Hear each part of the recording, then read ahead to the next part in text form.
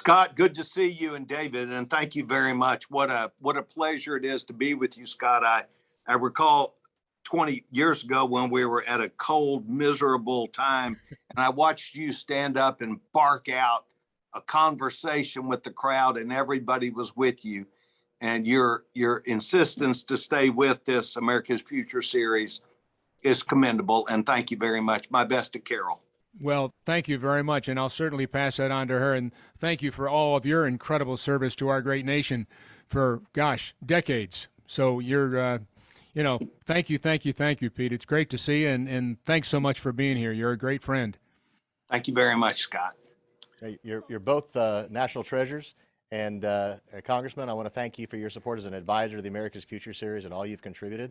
And we're so glad that you're here today and that you were able to bring in General Wolters. I've been wanting General Wolters to speak for some time, so this is sort of a bucket list thing. So I want to say thank you for that. Well, it's a real honor. I will tell you, it kind of happened not as a mistake, but as a pleasure of pride. General Wolters, as you know, was Supreme Allied Commander in Europe for the United States, and he has just engaged now coming back to Texas as he departed the Air Force career since '82. And he and Charlene decided that they would move and make Texas their home. So, of course, Bush School is courtesy of how we get him today. But I'll let you do your stuff, David. Well, really, that's all we want to talk about. As I mentioned, we've watched General Wolters' career. We've worked with the staff in the past to try to get him on board. It took you, Pete, so I'm glad you're able to do that. And it also may have taken retirement or quasi-retirement, because I know you're never going to retire fully. Really thankful for the Bush Institute, the Bush School, et cetera. And what we would love for you to do, Pete, is for you guys to have sort of a fireside chat. You know each other well. We're really interested in hearing what the General's perspective is on sort of where we're at and how we got here, and especially where he thinks we're going with regard to Europe and all the various geopolitical and military defense issues that are before us right now. Love to hear both of your perspectives on those kinds of topics. David, thank you very much. It is a pleasure and real an honor to welcome General Wolters to America's Future series. This is an important discussion that I think is on many tables around the country, and that is a discussion about what are we supposed to think about the world today. It seemingly a couple of years ago seemed like we had confronted and were confronting those that may be adversaries or those that we choose to be adversaries with us. And today, I think as a member of Congress, there's a bit of uncertainty about what America thinks about Europe, what America thinks about China. Perhaps more importantly, it's the confrontation that lies directly in front of us, and that is in Ukraine with Russia. And I really talked to General Wolters early this morning and said, I really want you to lay out, first of all, what you see.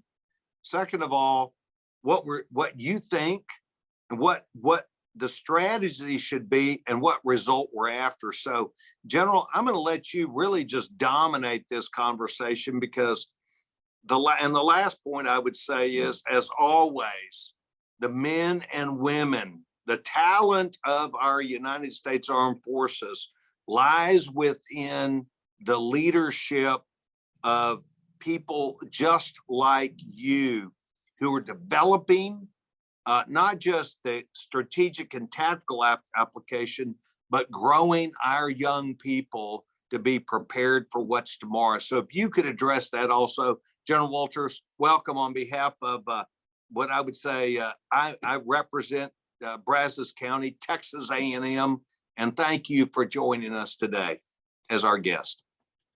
Congressman Sessions, thank you so much. It's good to be home back in Texas, and it's good to be here at the Bush School of Government and Public Service. And as you well know better than the rest of us, having the opportunity for the last several days to spend a lot of time with some of the undergrad and graduate students has just warmed my heart. I've told them often, I feel like I'm looking at a slice of heaven.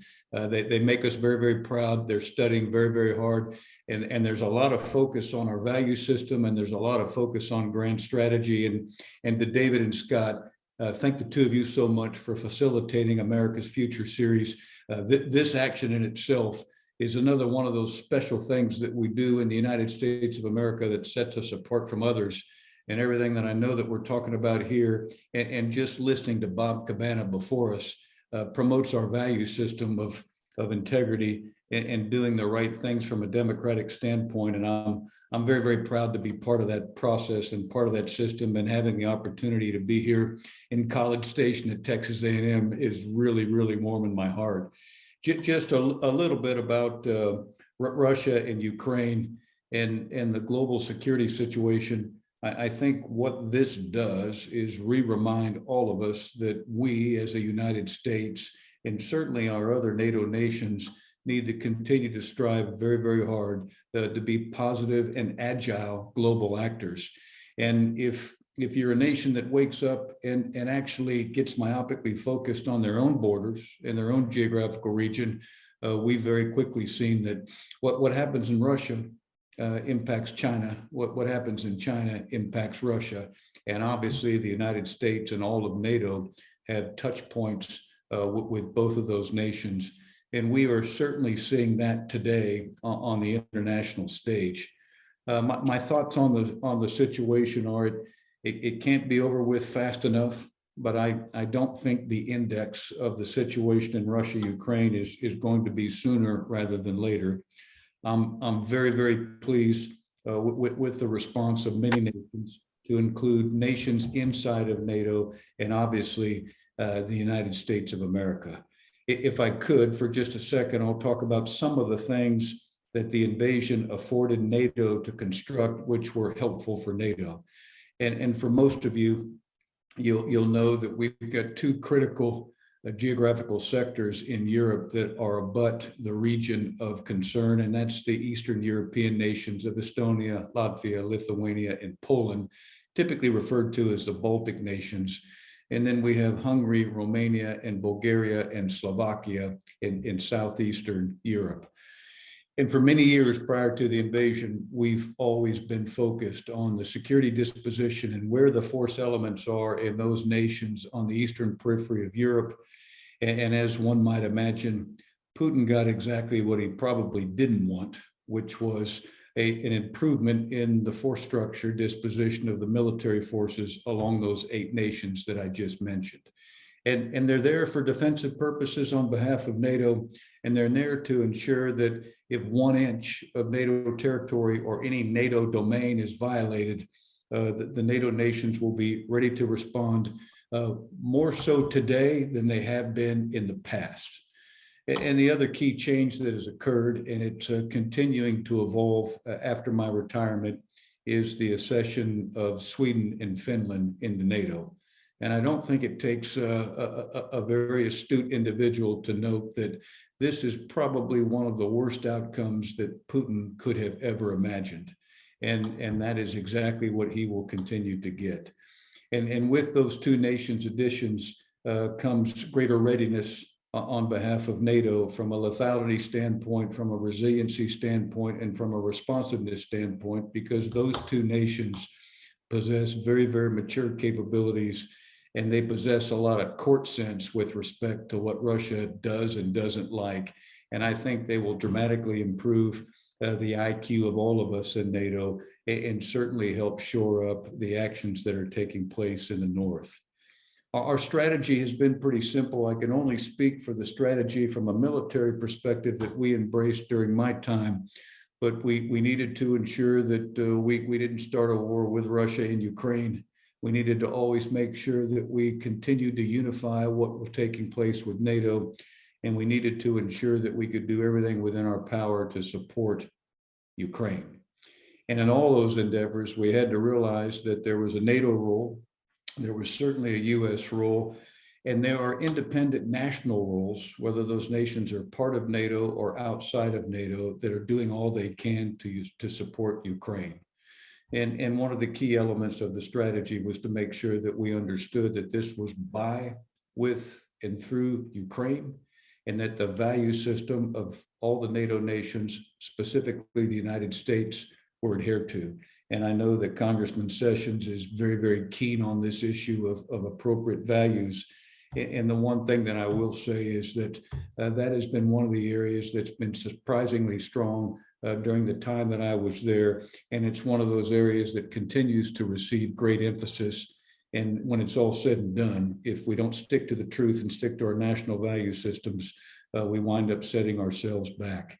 I'll close on this segment, just as Congressman Sessions kind of alluded to, the people that are involved in this process, the human capital, make all the difference in the world. And as we continue to have different levels of competition, crisis, and conflict appear on planet Earth, the more that these appear, the longer I live, the more I quickly understand how absolutely and critical it is that we have the best of the possible best representing our military and certainly representing our nations in the equation.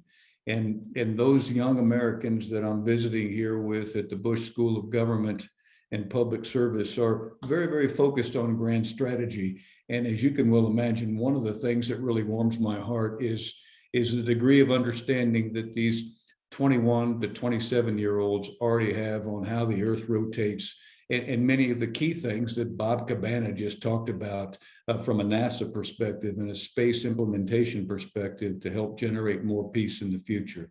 So we have great folks, we have great people. We pride ourselves in the United States Department of Defense of ensuring that the generation that follows us needs to be quicker, faster, and smarter than we are.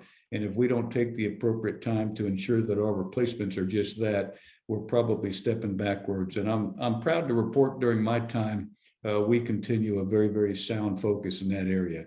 And Congressman, I'll pass it back over to you. Thank you very much, General. There has been much discussion about the world that we live in, and whether we're talking about China and Taiwan, or whether we're talking about the Chinese expansion across the Pacific. It is very important for us to put into perspective that I think that we understand the Chinese and work with them, as opposed to finding blockades or things that create bottlenecks, that create then perhaps a mistake or perhaps on purpose some confrontation. One of those elements has been, and we've seen it, that the United States has reinforced our desire to make sure the world understands we support Taiwan. In that world, how do you think that plays out to making sure that the Chinese see, at least at one checkpoint, that the United States has made decisions, and then how it looks at Europe with things that we do with Ukraine and how that plays? Is there one that plays to each other about how we react to one, maybe them second guessing us or guessing us in the Taiwan circumstance? Yeah, Congressman, I think you hit the nail on the head. The connectivity between those large muscle movements that you just described, I believe, is enormous. And if we jump up to 70,000 feet and we take a look at the grand strategy that is applicable in this situation, you and I both know that every nation on planet Earth is looking at the United States of America and looking to see if there's any buckle with respect to supporting and reinforcing our value system. And our approach to Taiwan, every single second that it continues with the positive campaign momentum that we currently have, is a demonstration of our willingness to support our value system. And we all know that what we do in the vicinity of China with respect to its reflections on Taiwan is being witnessed and looked at by all of the European nations. And before I left my previous posting, that there was never a second of the day where we had a conversation about just Russia. It quickly transposed to a follow-on discussion with China, and obviously concerns about how the United States was approaching Taiwan with respect to the United States approach to the Ukraine and Russia. And if you take a look at all that involved, we as a leader of the globe, reinforcing our democratic value systems, bear a responsibility to stay the course with our support of those values and the approach that we've taken to Ukraine, and certainly the subsequent actions that the United States has taken with respect to China and Taiwan are very, very important. And at the end of the day, it's our value system in play, which has everything to do with the red, white, and blue at your 6 o'clock. And it's something that we have to keep in our cross-check at the lowest and highest levels of implementation of strategy and plans. A few years ago, out at Pearl Harbor, I engaged Admiral Harris, Pacific Command, and he was quite blunt when he addressed a couple members of Congress and myself. And he said, and I think he did this as ambassador to Japan, that he said every single thought about the United States military needed to be understand the number one issue and goal was to support the U.S. Homeland Security. That at all costs, they understood what they were protecting and what the fight would be. That's a philosophy, but it's also a strategy and then tactics that play into that. What is your perception today about the message that we are giving to our young cadets like you were in 1982 at the United States Air Force Academy? My nephew who graduated from West Point is now a Ranger. What message do we have that's active among the thinking of young people about their role in the military? Congressman, it does start with Homeland Defense in making sure that we all take the time to pass on the small tidbits of knowledge that we've learned over the years. And as you well know, and as Harry Harris well knew when he was the PACOM commander and subsequently the ambassador, was that what we do in today, the Indo-PACOM region, and what we do today in the EUCOM region, all of those actions to ensure the sovereignty of the nations with which we work with day in and day out help, obviously, in the defense of our homeland. Certainly Europe to the east, and certainly in Indo-PACOM to the west. And those forward actions from a deterrent standpoint afford nefarious actors like Russia and China from taking further steps, Russia to the west and China to the east.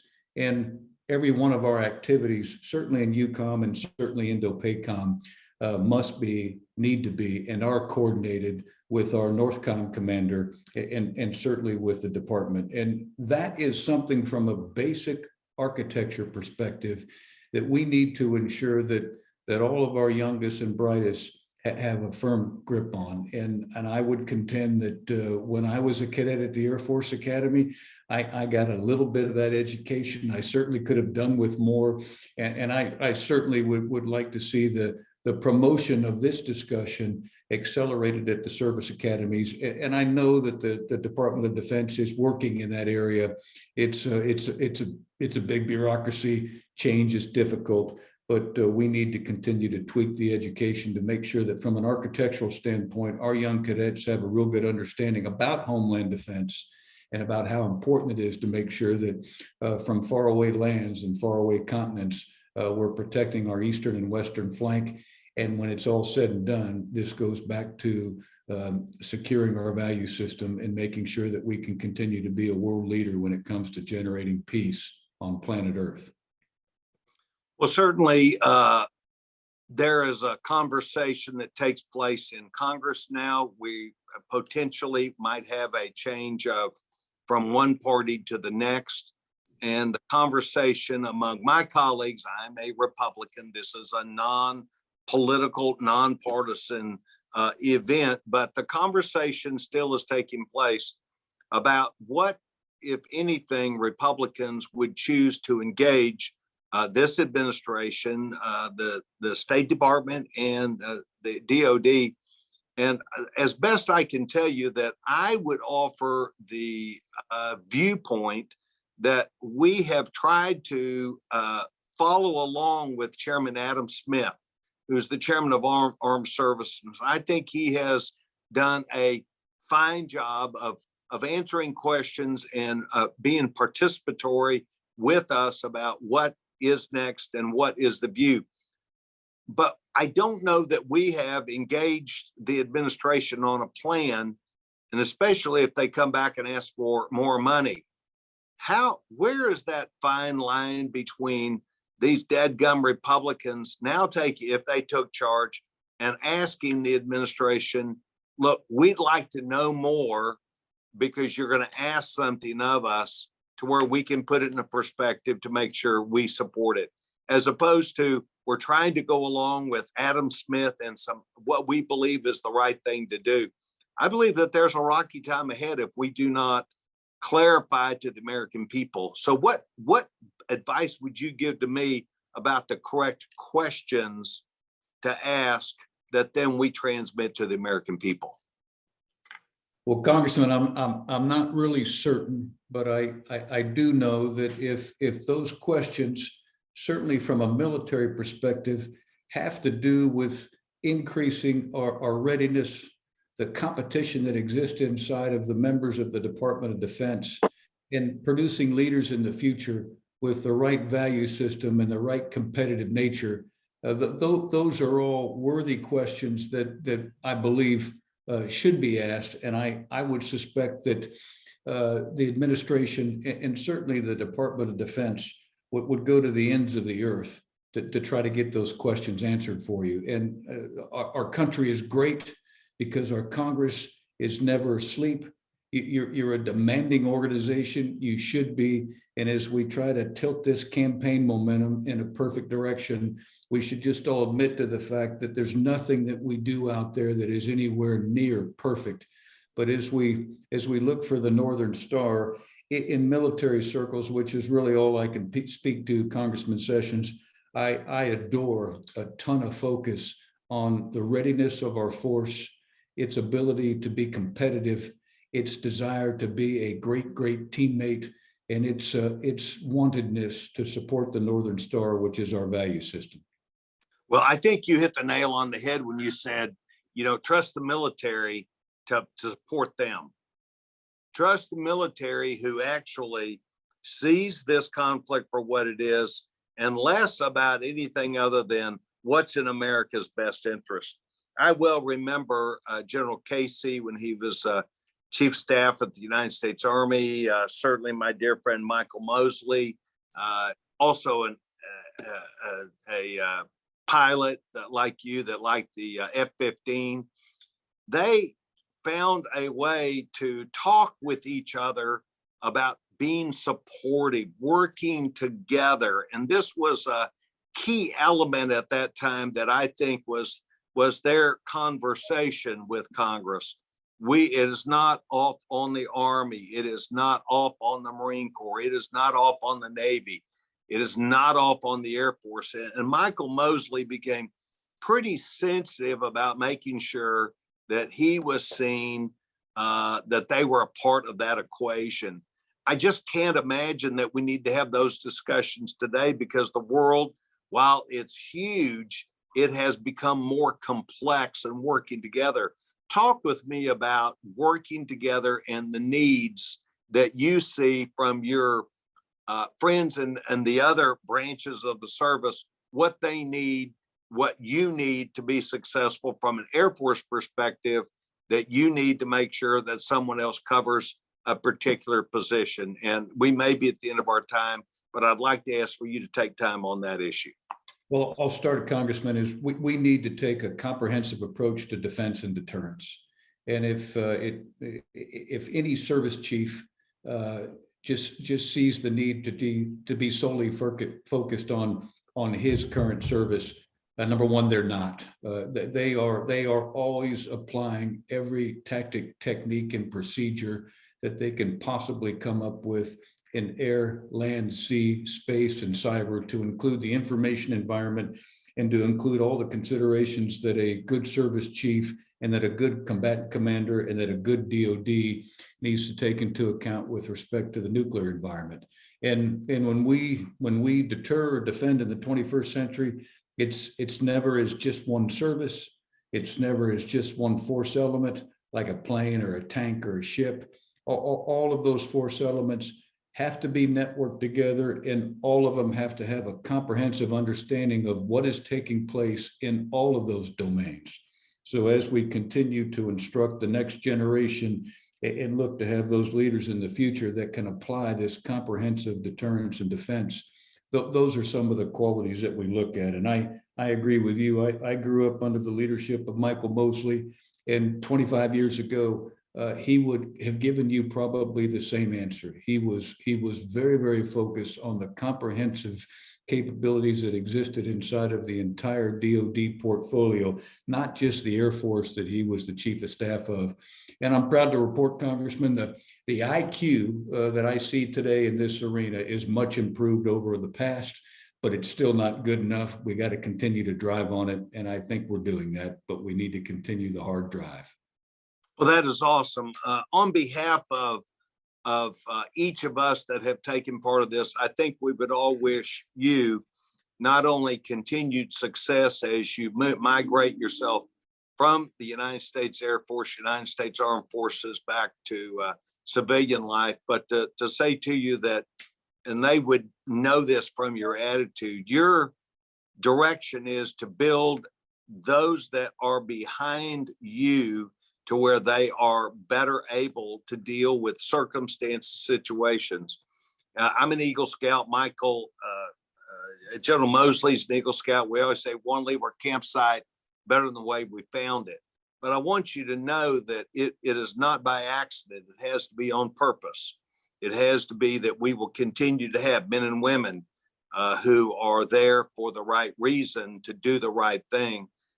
Literally across the board. And I want to thank you for taking time. David, I want to say to you that as I was thinking about this day, as you know, we had Bob Gates on, Secretary Gates on in April or so.